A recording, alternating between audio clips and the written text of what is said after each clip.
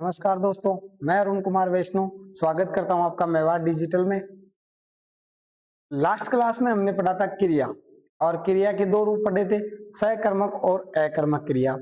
आज का जो हमारा टॉपिक है, रचना के आधार पर, बनावट के आधार पर और प्रयोग के आधार पर रचनाएं कितने प्रकार की होती है। तो मैं आपको लास्ट क्लास में बता चुका हूं कि रचनाओं के आधार पर क्रियाएं जो होती है वो कितने प्रकार की होती है, 8 प्रकार की होती है।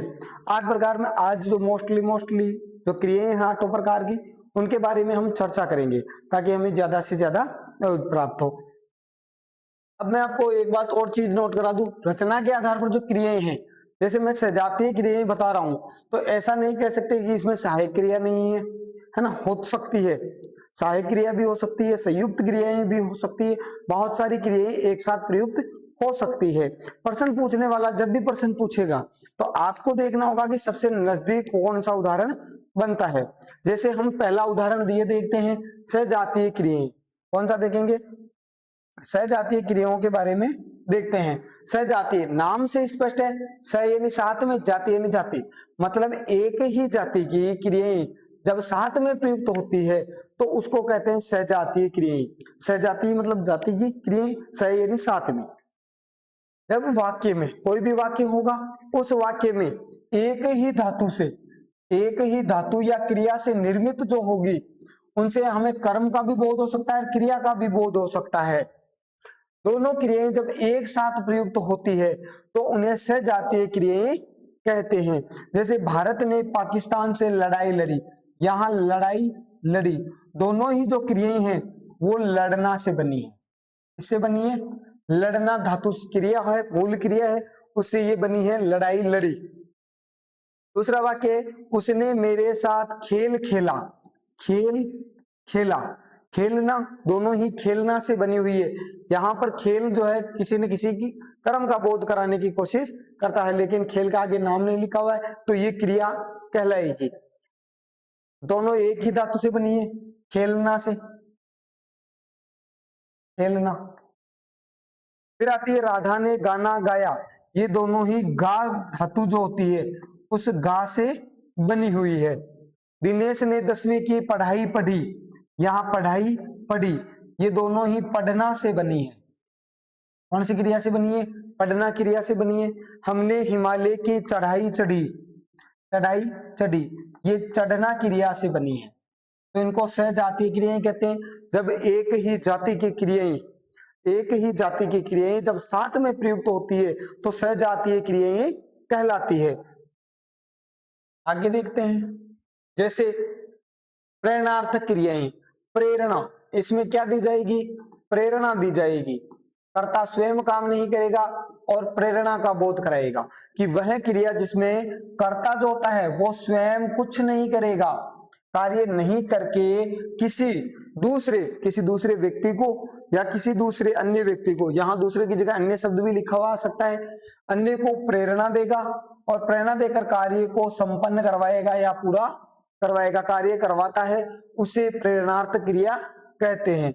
अब ध्यान रखना, प्रेरणार्थ क्रिया के साथ वाता और वाती शब्द का प्रयोग किया जाता है। कई बार हमें ऐसे शब्द देखने को मिलेंगे, कई ऐसे उदाहरण देखने को मिलेंगे जिसमें हमें प्रेरणार्थ क्रिया लगती है, लेकिन वहां रियल में प्रेरणार्थ क्रियाएं नहीं होती है। प्रेरणार्थ क्रियाओं की यही पहचान होती है कि उनमें वाता और वाती शब्द लगे हुए मिलते हैं। जैसे उदाहरण, पिता पुत्र से पत्र लिखवाता है, तो ये देखो द्विकर्मक क्रिया भी, इसमें प्रेरणार्थ क्रिया में द्विकर्मक क्रिया भी हमको देखने को मिल रही है। तो पिता पुत्र से पत्र लिखवाता है, ये शब्द आया लिखवाता, ये हमारा कर्म है, ये दोनों ही हमारे क्या है? कर्म है, और ये क्रिया है। क्रिया में वातावाती शब्द है। यहाँ पर पिता कोई कार्य नहीं कर रहा है, अपने पुत्र को बता रहा है कि इस पत्र को लिखना है, कैसे लिखना है मैं बोल रहा हूं, तू लिख। माता पुत्री से भोजन बनवाती है, तो बनवाती है, ये प्रेरणार्थ क्रिया है। केवल इनमें ही प्रेरणार्थक है, वाक्य के अंतर्गत आपको नहीं देखना है। आपको केवल और केवल क्रिया जब पूछी जाती है तो केवल क्रिया पर आपका ध्यान ज्यादा होना चाहिए, वाक्य पर नहीं। आपको कर्म नहीं छांटना है वहां पर। जब क्रियाओं का प्रश्न आए तो आप कर्म छांटने मत बैठना, क्योंकि कॉम्पिटिटिव एग्जाम जो होता है उसमें समय नहीं होता है। बोर्ड एग्जाम में भी इतना ज्यादा समय नहीं होता है। हिंदी का पेपर वैसे ही बड़ा आता है, तो हमें जल्दी जल्दी करना होता है, तो हमें अन्य चीजों में उलझना नहीं है। जो हमें आती है आने दीजिए। आप क्रिया का प्रश्न पूछ रहे हैं तो क्रिया पर ही ध्यान दीजिए। फिर अगला प्रश्न बनता है पूर्णकालीन क्रिया। पूर्णकालीन, आपको नाम से स्पष्ट है, ये पूर्ण का अर्थ क्या होता है? पूर्ण होना या पूरी होना। पूरा कराने का बोध जो कराती है क्रिया, वही कहलाती है पूर्णकालिक क्रिया। कालिक यानी समय, पूर्व यानी पहले से। जो कार्य पहले से ही समाप्त हो चुका है उसका बोध कराने वाली क्रिया हमें क्या कहलाएगी? पूर्णकालीन क्रिया कहलाती है। और इनमें ध्यान रखना, क्योंकि सहजाति में एक जाति की आती है, जबकि यहाँ पर कौन सी आएगी? भिन्न भिन्न क्रियाएं प्रयुक्त होती है। क्योंकि यहाँ पर अगर समान जाति की आ गई तो सहजातीय क्रिया का परिभाषा बन जाएगी। तो यहाँ हमें ध्यान रखना है, ये भिन्नार्थक शब्द को आपको याद रखना है कि जब वाक्य में दो भिन्नार्थक क्रियाएं एक साथ प्रयुक्त होती है तथा पहले जो समाप्त होगी, जो पहले पूरी हो जाएगी, वही क्रिया कौन सी कहलाएगी? पूर्णकालिक। दो क्रियाओं में एक पहले समाप्त होगी, एक उसके बाद में या तो निरंतर होगी या चल रही होगी या आगे कंप्लीट हो जाएगी भविष्य में। लेकिन आपको जो ध्यान रखना है, जो पहले समाप्त हो रही है, और इन क्रियाओं के साथ में जो पूर्णकालिक क्रिया है उसमें कर या करके शब्द आपके जुड़ा हुआ रहने वाला है। जैसे बच्चा दूध पीकर सो गया, यहाँ पर बहुत सारी क्रियाओं का प्रयोग हुआ है। संयुक्त क्रिया का भी उदाहरण बनता है ये, पीकर, सो, गया है। चार क्रियाओं का यहाँ पर प्रयोग हो रहा है ना। ये सहायक क्रिया है, ये दूसरी क्रियाएं हैं, और ये अन्य क्रियाएं हैं, मुख्य क्रिया है। अब आपको देखना है कर या करके शब्द किसमें जुड़ा हुआ है? इसमें जुड़ा हुआ है। इसका मतलब हमारी क्रिया कौन सी है? ये कि बच्चा दूध पीकर सो गया। सोने का काम निरंतर चल रहा है और पीने का काम जो था वो समाप्त हो चुका है। तो जो समाप्त हो चुका है वही हमारी क्या कहलाएगी? पूर्वकालिक क्रिया या पूर्वकालिक क्रिया। रमेश नहाकर स्कूल चला गया, तो पहले नहाया है, ये कार्य समाप्त किया है, उसके बाद में ये अन्य क्रियाएं हो रही है। तो यहाँ नाकर में कौन सी हो जाएगी? पूर्वकालिक क्रिया या पूर्णकालिक क्रिया हो जाती है। फिर आता मोहन आकर चला गया, आना क्रिया है, चला जाना गया, ये दोनों ही क्रियाएं हैं। तो तीन क्रियाएं इसमें आई है, लेकिन पहले समाप्त कौन सी हो रही है? आकर। तो यहां पर कौन सी हो जाएगी? पूर्वकालिक क्रियाएं हो जाएगी। अगला देखिए, नाम धातु क्रिया। कौन सी क्रिया है? नाम धातु क्रिया है। आपको मैंने पहले बताया नाम का अर्थ क्या होता है? संज्ञा। नाम का अर्थ क्या होता है? संज्ञा।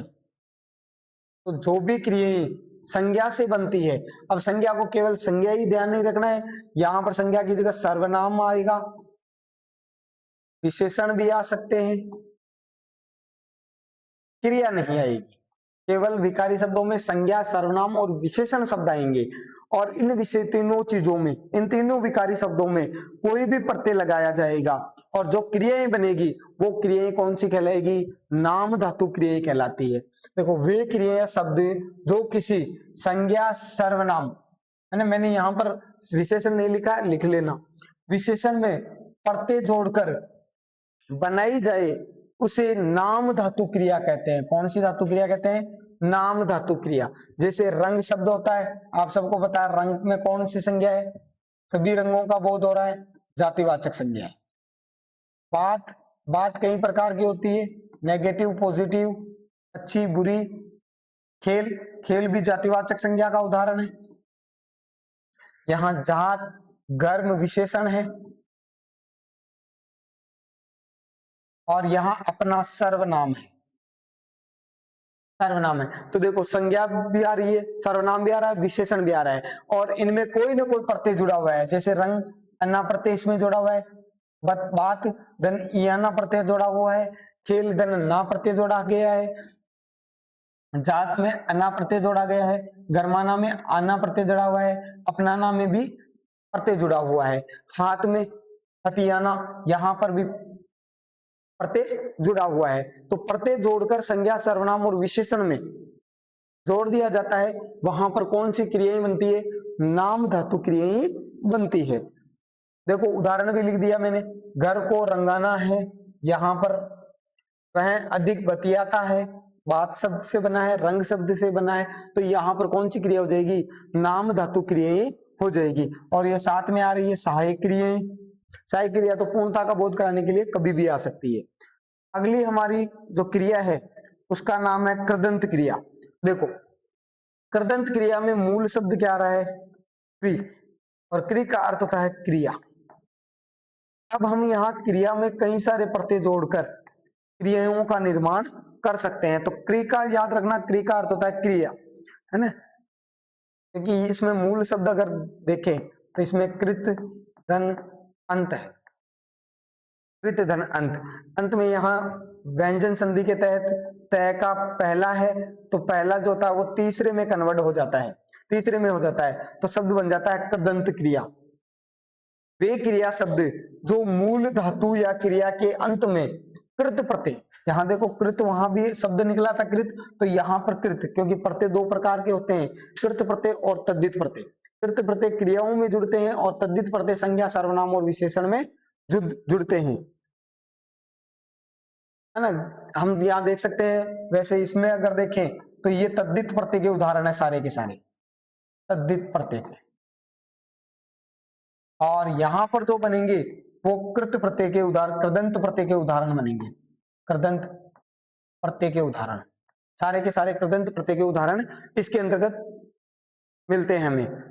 जैसे वे क्रियाएं जो मूल धातु या क्रिया के अंत में कृत प्रत्यय जोड़कर बनाई जाए उसे कृदंत क्रिया कहते हैं। जैसे नाच में नाचकर भी बनाया जा सकता है, नाचते बनाते हैं, लिख में लिखकर, लिखना, लिखते, इस प्रकार से कई सारी क्रियाओं का निर्माण किया जा सकता है।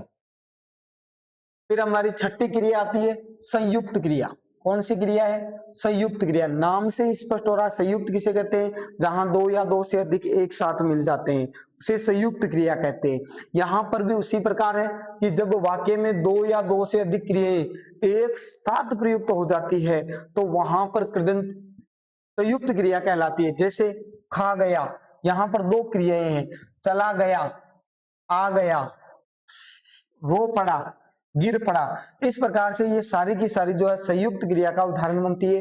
वाक्य में ऐसे पूछे गए, वह घर चला गया, तो यहाँ चलना, यहाँ जाना, दोनों क्रियाएं बन रही है। वह गाड़ी से गिर पड़ा, गिरना, पड़ना, ये दो क्रियाएं हैं यहाँ पर।